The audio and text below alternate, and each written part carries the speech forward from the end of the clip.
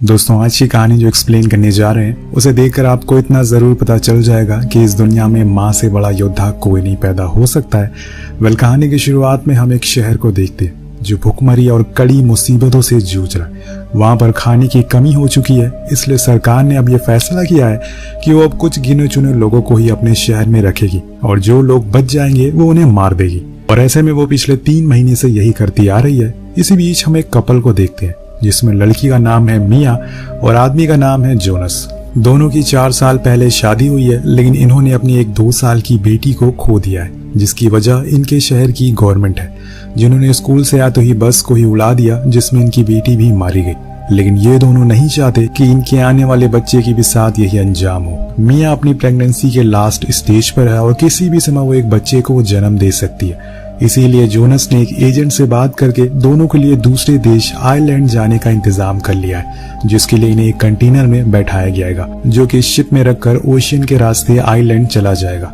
दोनों ही कंटेनर में बैठे हैं, इनके साथ और भी लोग मौजूद हैं जो इल्लीगल तरीके से दूसरे देश में जा रहे हैं। कुछ देर बाद जोनस मिया से कहता है कि तुम्हें खुद और हमारे बच्चे का ख्याल रखना होगा और डरना तो बिल्कुल मत, क्योंकि कुछ ही देर की बात है, ये कंटेनर शिप में चढ़ जाएगा। उसके बाद हम फ्री हैं, क्योंकि आयरलैंड में कोई चेकिंग नहीं होगी। इसी उम्मीद में वो अपने पेट पर हाथ रखकर बोलती है कि ये सब हम तुम्हारे लिए कर रहे हैं। कुछ समय के बाद इनका कंटेनर अचानक से खुल जाता है और एक झटके में कई लोग अंदर आना शुरू हो जाते हैं, जिनकी तादाद काफी ज्यादा थी।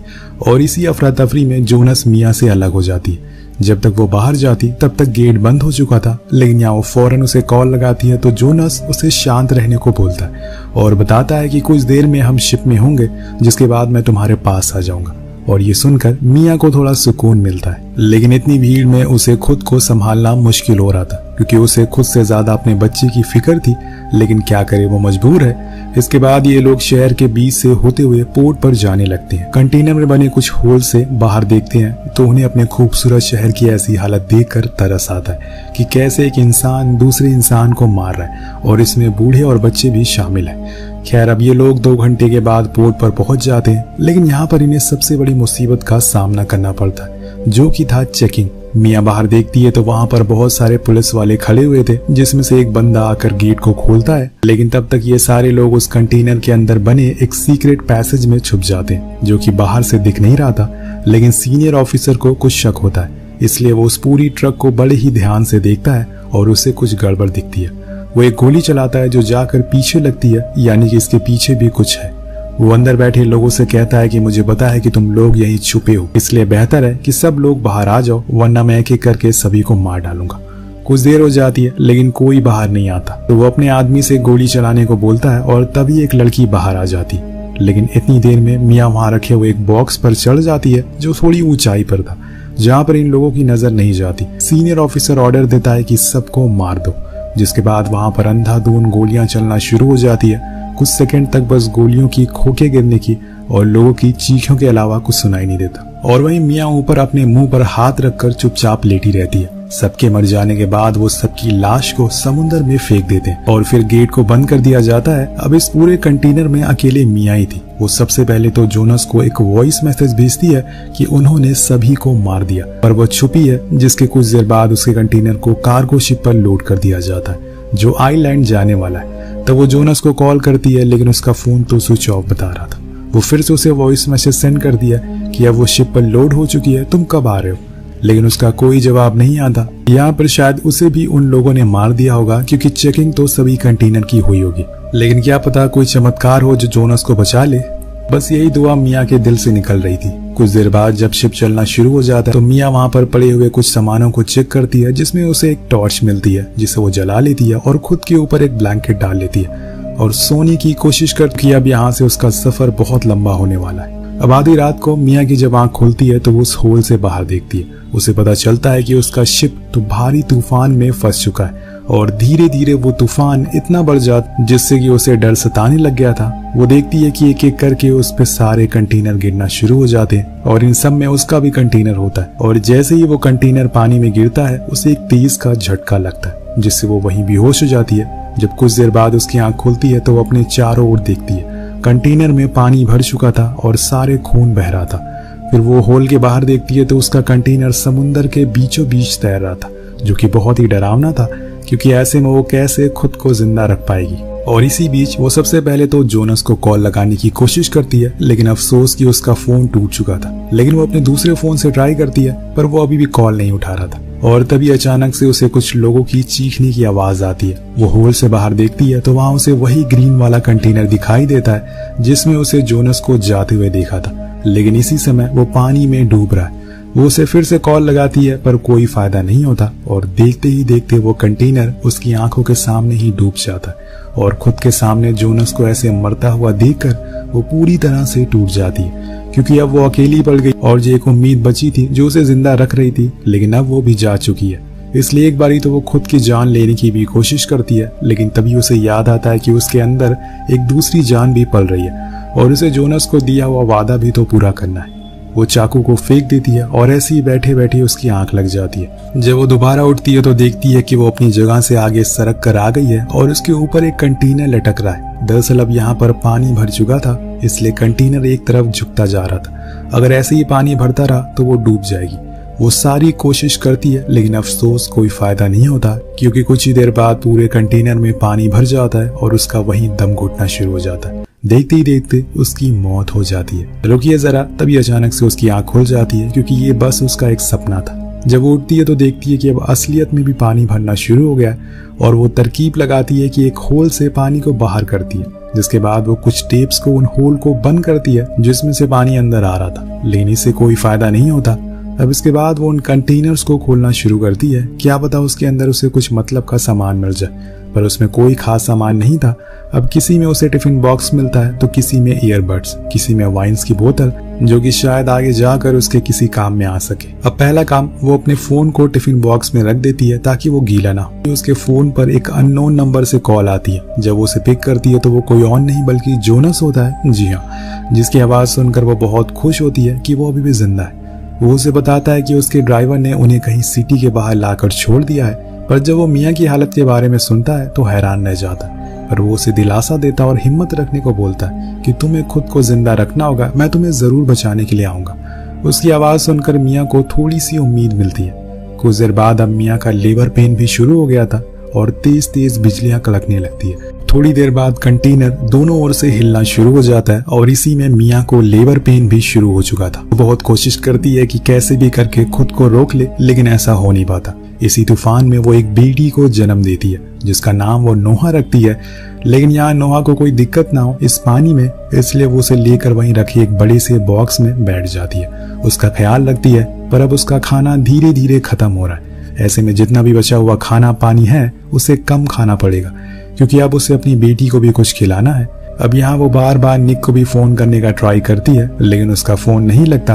अब अगले दिन जब वो सोकर उठती है तो देखती है कि उसकी बेटी रोई जा रही, क्योंकि उसे भूख लगी थी। वो उसी समय अपना दूध उसे पिलाती है जिससे वो थोड़ा शांत हो जाए। पर इसी दौरान उसके दिमाग में एक आइडिया आता है, क्यों ना इस कंटेनर के ऊपर जाया जाए, क्या पता वहां से उसे कोई देख ले, कोई शिप जो कोई उसके आसपास गुजर रहा हो। लेकिन इसके लिए उसे पहले तो कंटेनर को ऊपर से काटना होगा। तो उन बॉक्सेस में से वो कोई ऐसी चीज को ढूंढने लगती है जिससे वो कंटेनर को काट सके, और उसे वहां एक ड्रिल मशीन मिलती है। लेकिन ऐसा करने में बहुत टाइम लगेगा और साथ में मेहनत भी, क्योंकि कंटेनर का स्टील बहुत ही मजबूत है और वो ड्रिल मशीन किसी पतली चीज को ड्रिल करने के लिए बनी थी। पर यहाँ मियाँ हार नहीं मानती और लगी रहती है उसे काटने में। बीच बीच में उसे अपनी बेटी के विजन भी आते हैं जो कि मर चुकी थी, और उसके विजन में निक भी आता है जो उसे हौसला देता है कि तुम्हें खुद को जिंदा रखना है। लेकिन ये कैसे मुमकिन है, उसके पास तो अब खाना भी नहीं बचा है। तभी मियाँ के दिमाग में आता है कि उसने बर्थ के टाइम अपना फ्लैश फेंका नहीं था। वो उसे ढूंढती और फिर उसे ही खाना शुरू कर देती है, और ये सीन देखकर आपकी रूह कांप जाएगी। उसे ये खाना ही पड़ता है क्योंकि कोई चारा नहीं अभी उसके पास। आगे हम देख पाते हैं कि उसके पास अब पानी भी खत्म हो चुका है और वो बारिश के पानी को पीने की कोशिश करती है। धीरे धीरे करके वो जैसे तैसे कंटेनर के ऊपर वाले हिस्से को काट लेती है और फिर ऊपर आती है। जब वो चारों ओर देखती है तो दंग रह जाती है, क्योंकि वो बिल्कुल ही समुंदर के बीच में थी, पर उसे यहाँ सूरज की रोशनी भी मिलती है। इसलिए वो नोहा को फौरन ऊपर लेके आती है और उसे भी रोशनी दिखाती है। पर उसे एक बात का ध्यान रखना होगा, ये ऊपर आने का जो रास्ता उसने बनाया है वो उसके लिए अच्छा भी है और बुरा भी है, क्योंकि अगर तेज बारिश हुई तो सारा पानी अंदर आने लगेगा, और ऐसे में वो क्या करेगी। खैर, अब वो जब ऊपर आती है तो पानी में तैर रही मछलियों को भी देखती है जो उसके लिए उसे खाने का काम कर सकती है। वो उन्हें पकड़ने की बहुत कोशिश करना शुरू कर देती है, लेकिन शुरुआत में तो उसके हाथ में कुछ नहीं आता।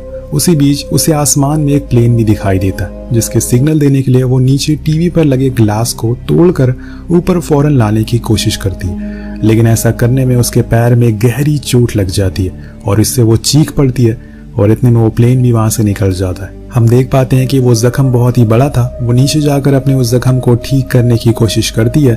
पहले तो वो उसके ऊपर वाइन डालती है ताकि कोई भी इन्फेक्शन ना हो। इसके बाद अपने स्किन को एक धागे से सिल लेती है जिससे कि खून रुक जाए। अब ये जितना बताने में आसान लग रहा था उतना देखने में बिल्कुल भी नहीं, लेकिन उसे ये करना ही पड़ेगा। तभी उसकी नजर उन ईयरबड्स पर पड़ती है जिनके वायर से वो मछली पकड़ने का जाल बना सकती है और वो पूरी कोशिश में लग जाती है। कुछ समय के बाद वो जाल बन भी जाता है और इस बार ये तरकीब काम आ जाती है। वो ऐसे ही हर एक दिन एक मछली पकड़ती है और उसे जिंदा ही खाना शुरू कर देती है। अगर उसे प्यास लगती है तो वो बारिश के जमा हुए पानी को पी लेती है और उधर उसकी बच्ची जो दूध पीकर शांत थी। लेकिन इन सबसे बड़ी मुसीबत ये थी कि उसके कंटेनर में अब धीरे धीरे पानी भरता जा रहा था। वो अपने पानी को रोज निकाल तो रही थी, लेकिन जब ये सारी चीजें हर रोज करते करते वो एक दिन मायूस हो जाती है और चुपचाप जाकर बैठ जाती है। ऐसा वो कब तक करती रहेगी? ये समुंदर तो खत्म होने का नाम ही नहीं ले रहा है। क्या कोई उसे बचाने आएगा या फिर वो अपनी बेटी के साथ यही समुंदर में दफन हो जाएगी? अब ये सारी परेशानी को देखते हुए, लेकिन जब उसकी बेटी की मुस्कान उसे दिखती है तो उसे एक उम्मीद दे रही थी और उसे हौसला मिलता है कि उसे खुद को अपनी बेटी के लिए जिंदा रखना है। जब भी वो ऐसे खुद से निराश हो जाया करती थी तो वो नोहा से बातें करना शुरू कर देती थी। लेकिन एक दिन ऐसी ही रात में जब वो सो रही होती है तो उसके टूटे हुए फोन में जोनस का कॉल आता है जो उसे बताता है कि उसे गोली लग गई है और बहुत खून बह गया है। वो उसे माफी मांगता है कि अब वो उसे बचाने नहीं आ पाएगा और ये सुनकर मीरा और टूट जाती है और बहुत निराश हो जाती है। लेकिन वो जोनस के आखिरी समय पर उसकी बात नोहा से कराती है। उसकी आवाज सुनाती है। मियाँ के लिए इस समय बहुत ही कठिन था। उसके सामने सारी उम्मीदें अब टूटती जा रही थी। अब वो क्या करेगी? और एक जोनस ही उसकी उम्मीद था, लेकिन अब वो भी टूट गया। तब वो सोचती है कि उसे एक राफ्ट बनानी चाहिए जिसकी मदद से वो क्या पता किसी आइलैंड या फिर किसी बीच तक पहुंच जाए। इसलिए वो उन टिफिन बॉक्सेस को समुद्र में फेंकना शुरू करती है, जिसके बाद वो एक लकड़ी के फट्टे को एक राफ्ट का रूप देने की कोशिश करती है। लेकिन इसमें उसे बहुत समय लगेगा। वो हर रोज वही काम करती है जो पिछले 24 दिनों से करती आ रही है और एक दिन उसकी राफ्ट तैयार हो जाती है। लेकिन वो अभी तक बस नोहा के लिए बनी थी, उसने खुद के लिए अभी बनाना शुरू ही नहीं करी थी। तभी उसकी नजर नीचे कंटेनर पर पड़ती है जिसमें पानी भरना शुरू हो गया। वो फौरन नीचे जाकर सारे सामानों को ऊपर लाने लगती है, लेकिन इसी बीच उसका पैर नीचे कुछ चीजों में फंस जाता है और वो वहीं अटक जाती है। ऊपर नोहा कंटेनर से दूर समुद्र में जाती जा रही थी क्योंकि ये कंटेनर अब समुद्र में डूब गया था। इधर मियाँ बहुत कोशिश करती है कि वो अपने पैर को छुड़ा ले और आखिर में जब उसकी जान जाने ही वाली होती है तब वो उसका पैर बाहर निकलता है। फौरन अपनी बेटी के पास जाती है और वैसे ही पानी में तैरते तैरते सुबह हो जाती है। तब वो अपनी बेटी से कहती है कि हम एक दूसरे के लिए हैं, लेकिन तुमने मुझे एक जीने की उम्मीद दी, तुमने मुझे साहस दिया, मैं तुम्हारा शुक्रिया अदा करती हूँ। दोस्तों वो कहते हैं कि आप कोशिश करते रहो, हिम्मत मत हारो, सब्र का फल ऊपर वाला आपको जरूर देगा। तो यहाँ पे मियाँ के साथ यही हुआ था। दूर एक मछुआरे की बोट जा रही होती है जो नोहा की राफ्ट को देख लेती है। वो फौरन उसके पास जाते हैं और वहाँ उन्हें एक बच्ची दिखती है जिसे वो बोट पर लाते हैं, पर उस राफ्ट से एक रस्सी बंधी थी। जब वो मछुआरे उस रस्सी को खींचते हैं जो मियाँ उन्हें पानी के अंदर मिलती है जो समुद्र में डूब चुकी थी, वो फौरन उसे ऊपर खींच कर लाते हैं और उसे होश में लाने की कोशिश करते हैं। हमें लगता है कि मियाँ मर गई, लेकिन तभी अचानक से उसे होश आता है। होश आते ही सबसे पहले वो अपनी बच्ची के बारे में पूछती है और उसे अपने सीने से लगा लेती है। जब वो उस मछुआरे से पूछती है कि ये कौन सी जगह है तो वो उसे बताती है कि इस समय हम आइलैंड शहर में।